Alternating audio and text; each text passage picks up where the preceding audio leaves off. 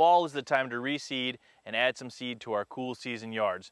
Yards, for example, like tall fescue, Kentucky bluegrass, perennial ryegrass, those are the type of yards we want to reseed in the fall. We really need to have seed to soil contact, so we want to take our garden rake and rake it up.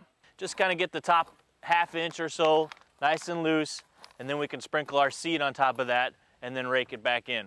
Usually it works pretty good if the soil is dry. However, if the soil is too dry and too hard and we can't work it up with this garden rake, we're going to want to add just a little bit of moisture and maybe then let it dry out just so that we can work up the soil. If the soil is too hard and like concrete, we're not going to have any fun. And we don't want to put a whole bunch of seed on the ground, we want to put just enough. So think of it as like spreading cheese on a pizza.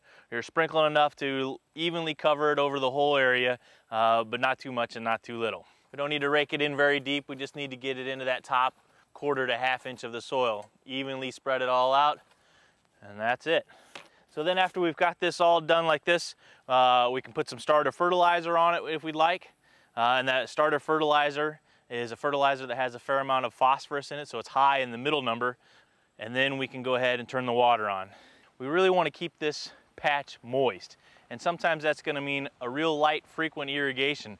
You might need to water it a couple times a day. We don't want it sloppy, squishy, muddy, very saturated. We just want to keep it moist. So light, frequent irrigation is going to help keep this patch moist. The second most important thing is once this grass grows and starts to get mature, and once it gets to its recommended height, we want to get out there and get that grass mowed. We don't want to let it grow real tall. A lot of people will let this patch grow real tall thinking that they're helping that grass to grow and survive. In reality, they're making one plant grow real tall, and we want to cut that grass so that it'll develop sister plants and daughter plants beside itself and spread out across the patch rather than growing real tall.